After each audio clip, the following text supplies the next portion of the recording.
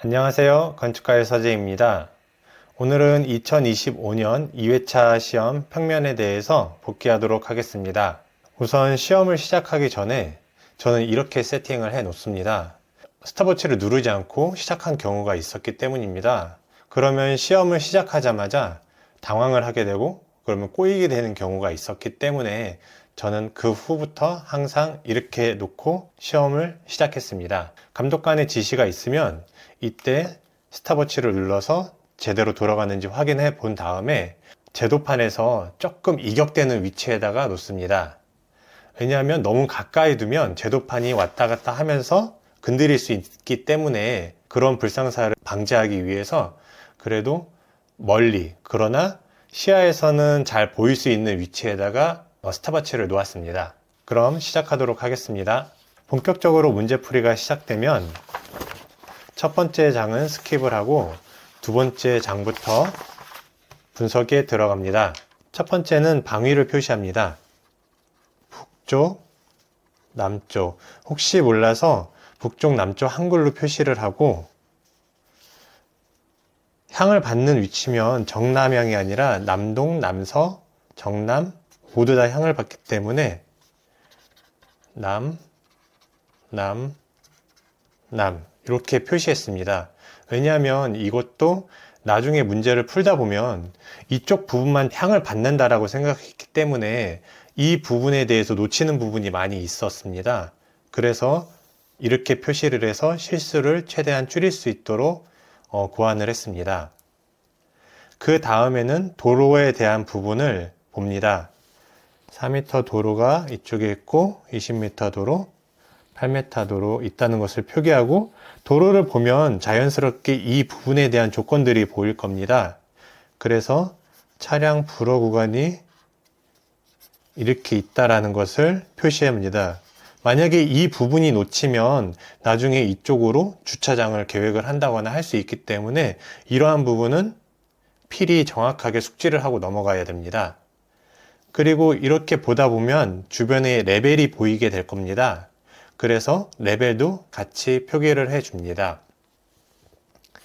보시는 것처럼 약간의 경사가 있는 부분이기 때문에 이쪽 부분이 낮다라는 것만 인지를 하고 더 깊게 들어가거나 생각하지는 않습니다. 그 다음에는 대지 주변 현황을 봅니다. 근린공원이 있다라고 표시만 하지 말고 근린공원은 중요한 포인트이기 때문에 저는 공원은 이런 식으로 표시를 따로 했습니다. 인지성이 높아지기 때문에 쉽게 공원이 여기 있다는 것을 파악할 수 있도록 하기 위함이었습니다. 그리고 주거지역이 이쪽에 있고 이쪽에도 주거지역이 있다는 것을 그냥 단순하게 인지만 하고 그 다음 대지 안으로 넘어갑니다. 대지 안에서는 녹지 부분이 있다는 것을 확인을 한 다음에 주 출입구가 예상되는 구간 대로변에서 주 출입구가 예상한다라고 표시를 합니다. 그 다음에는 주차장을 표시를 합니다. 우선 양쪽이 다 주차장이 될 수 있습니다. 웬만하면 레벨이 낮은 이쪽에서 주차가 들어갈 것 같기는 한데 혹시 몰라서 이쪽도 표기를 해 줍니다. 이거는 알트가 될 수 있는 부분이기 때문에 이런 식으로 표시를 해 준 다음에 바로 문제풀이를 들어가면 됩니다. 다음은 지문을 읽는 방법에 대해서 말씀드리겠습니다. 2025년 2회차 시험에서는 표가 이 부분에 위치해 있었는데 보통 이 부분에 위치하는 경우도 있고 그거는 문제에 따라 다릅니다. 그러나 문제를 풀 때마다 이 문제에 맞춰서 순서가 뒤죽박죽이라고 하면 그거는 일관성이 없어집니다. 저는 항상 과제 개요를 읽고 건축 개요를 읽습니다. 그리고 이 표는 스킵을 합니다. 그리고 표 아래에 있는 이 부분을 읽습니다. 왜냐하면 이 부분이 중요한 단서가 있는 부분이 많은데 간혹 생략해서 문제를 망치는 경우도 있었습니다. 그리고 고려사항을 읽습니다. 그 다음에는 도면 작성 기준을 대충 훑습니다. 그리고 유의사항을 대략 확인을 합니다. 지문을 읽을 때에는 두 가지 형광펜만 이용합니다. 형광펜을 여러 가지를 써봤지만 저는 스테들러에서 나오는 이 형광펜이 약간 붓처럼 돼 있어서 사용하기도 편하고, 그리고 너무 흐리면 시인성이 좋지 않고 너무 진하면 뒤에 있는 글씨가 안 보이기 때문에 저는 개인적으로 이 스테들러 형광펜만 사용을 했습니다. 여기서 가장 중요한 것은 형광펜은 내가 트레이싱지에 옮겨 적을 사항들을 모두 체크해 줍니다. 예를 들어 인접, 근접, 그리고 주차 대수가 몇 대 있는지, 일반적인 사항 이격거리라든지 이런 부분을 전부 체크를 해줍니다. 다만 핑크색 형광펜은 위치가 확실한 부분에만 표시를 해줍니다. 예를 들어 공원을 바라보는 조건, 8m 도로를 면한다는 조건, 이처럼 명확하게 실 위치가 정해진 부분에만 이것을 사용해야 하고 절대로 혼용해서 사용하면 안 됩니다. 다만 확실한 위치와 연계되는 부분이라든지 인접되는 조건이 같은 지문 안에 있다라고 하면 그것을 상세하게 분리하지는 않고 그냥 확실한 거 위주로 이걸로 하나로 다 쳤습니다. 무슨 말을 하는 건지 제가 실제 했던 것처럼 재현을 해보도록 하겠습니다.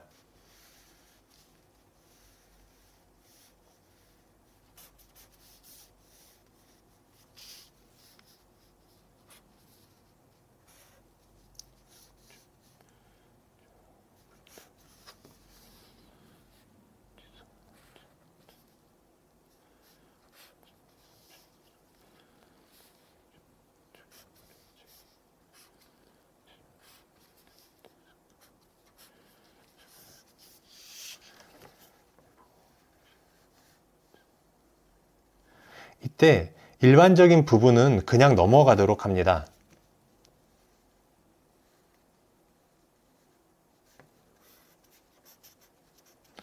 기본적으로 3.5로 나오지만 여기에선 3.3으로 나왔기 때문에 체크는 했지만 특별히 중요한 사항은 아닙니다. 무슨 말인지는 모르겠지만 안목 치수를 고려하지 않음이라고 되어 있어서 우선 체크를 해 두었습니다.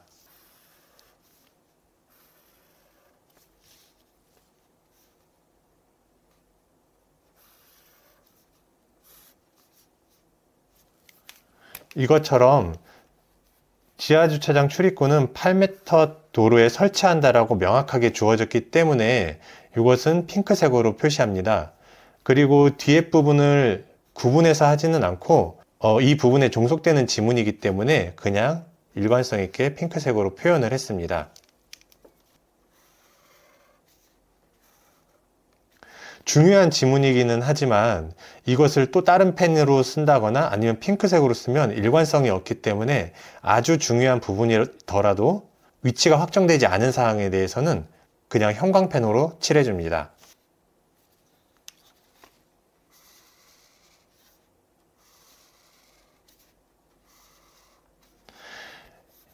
이 부분에 대해서 20m 도로라는 위치가 확실하게 정해져 있기 때문에 이것도 핑크색으로 칠했습니다. 그리고 아랫부분도 8m 도로에 접한다고 하였기 때문에 핑크색으로 표시를 해줬고, 똑같이 원래대로라면 형광색으로 칠해야 되지만 부출입구에 대한 부분이라서 그냥 일관성 있게 핑크색으로 나머지도 표현을 해줍니다.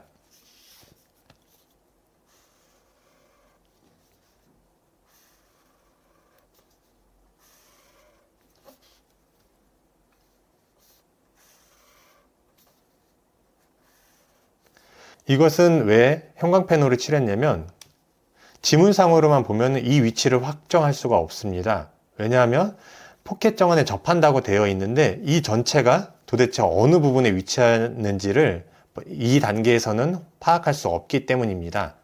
이것은 형광펜으로 칠하려고 했지만 뒤에 보면 공원 조망이라는 중요한 단서가 있기 때문에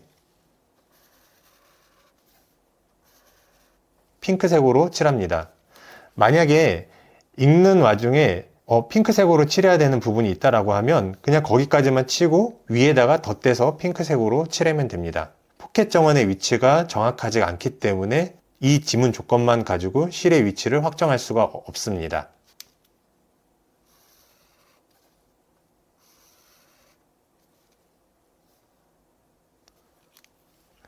만약에 읽는 와중에 정확하게 위치를 알려주는 지문 조건이 있다라고 하면 그냥 이 위에다 덧대서 칠하면 됩니다.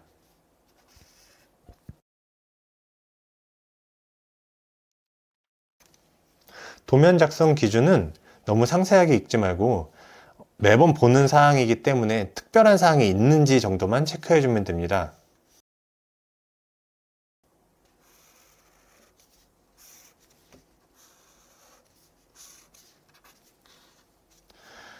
기준층이 나와 있고 단위세대를 구획하라고 되어 있기 때문에 공동주택에 대한 계획도 해야 된다는 것을 은연중에 알 수 있습니다. 나머지 부분은 읽되 너무 상세하게 읽지 말고 대략적으로 스킵하듯이 읽으면 됩니다. 그 다음은 바로 표를 넘어옵니다. 왜 이런 순서로 읽는 것을 제가 계획을 했냐면 처음부터 아무 조건이 없는 상태에서 표를 읽으면 도저히 이해하기가 어렵습니다. 상당히 많은 실들이 있고 많은 조건들이 있는데 이 조건들을 아무런 근거도 없이 읽는다면 효율이 떨어진다고 생각을 했습니다. 그러나 여기까지 읽고 고려사항을 읽으면서 어느 정도 이 문제에 대한 형태가 머릿속으로 그려집니다.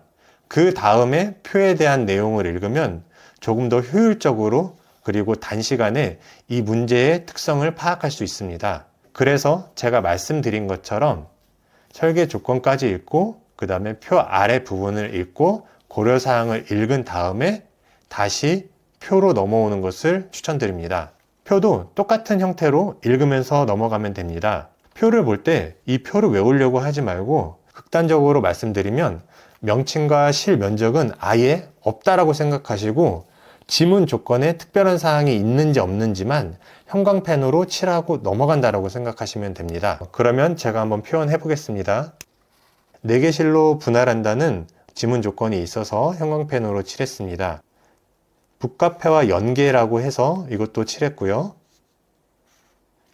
창업 라운지가 어디 있는지 모르지만 이것도 위치를 어느 정도 나타내기 때문에 형광펜으로 칠했습니다. 계획 꼭 해야 되는 거라서 형광펜으로 칠했고요. 하부 공간이라는 정확한 위치가 나오기는 했지만 스탠드의 위치가 확정되어 있지 않기 때문에 이것도 똑같이 형광펜으로 칠했습니다. 그리고 장애인 화장실이 있다는 것 때문에 이것도 칠했습니다. 나머지 부분은 그냥 넘어갑니다. 그리고 실제로 이 부분은 일일이 하나하나씩 보지 않고 그냥 눈으로만 대충 훑듯이 관리실이 있고 공동주택이 있구나 라는 정도만 확인한 다음에 아래로 내려가시면 됩니다. 그 다음 2층에서는 청년활동실이 연계된다고 했기 때문에 이렇게 칠하고 이 부분에 대해서는 2개 실로 쪼개야 된다는 게 있습니다. 그리고 교육실은 강사 준비실을 포함한다고 되어 있고 메이커스룸도 포함되어 있고 저는 이 부분만 형광펜으로 칠했습니다. 왜냐하면 나머지 부분에 대한 것은 위치에 대한 확정은 없었고 이 부분만 근린 공원을 조망한다기 때문에 이 부분만 이 색깔로 다르게 표현을 했습니다. 이것도 4m 도로에서 진입을 하기 때문에 이렇게 칠했고 녹지와의 연계라고 했기 때문에 아까 녹지 부분이 있었기 때문에 이것도 똑같이 핑크색으로 칠합니다. 제가 실제 시험에서 여기까지 하면서 느꼈던 것은 지문 조건이 많아도 너무 많다라는 거였습니다. 보통 주요 설계 조건에서 많아야 절반 정도가 형광색 아니면 핑크색으로 칠했는데 이것은 지문 조건이 전부 다 칠했기 때문에 상당히 어려운 문제라는 생각이 들었습니다. 그리고 또한 옆에 있는 고려사항도 보시면 알겠지만 다입니다. 그렇기 때문에 이때부터 긴장을 좀 많이 했습니다. 여기까지 하셨다면 그 다음에는 가장 중요한 트레싱지에 정리하는 부분으로 넘어가면 됩니다. 저는 트레싱지에 정리할 때 위치가 나온 부분은 잘 보이도록 도면거리에 걸어두고 지문 조건은 하나하나 짚어가면서 하기 때문에 아래다 내려놓고 적었습니다. 이렇게 배치하고 시작하면 됩니다. 트레싱지를 작성하기 전에 몇 가지 말씀을 드리겠습니다.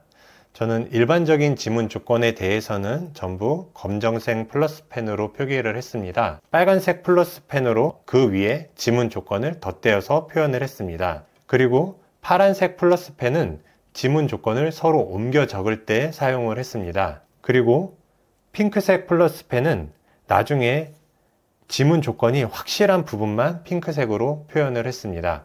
그러나 이번에 시험을 보신 분들은 아시겠지만 기본적으로 이 정도면 대부분 지문에서 모든 것을 다 표현할 수 있었는데 이번 시험에서는 돌발 사항이 많이 발생했기 때문에 더 많은 펜들을 사용을 했습니다.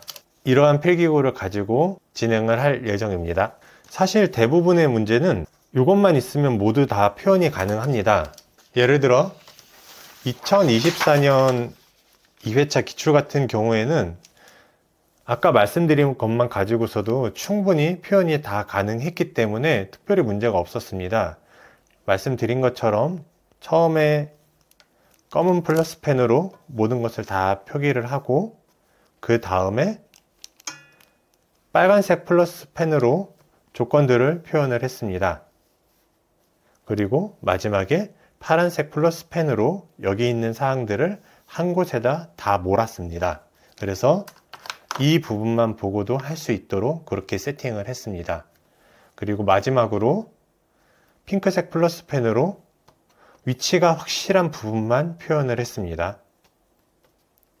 자, 그러면 이번 회차 문제를 가지고 실제 문제를 풀어보도록 하겠습니다.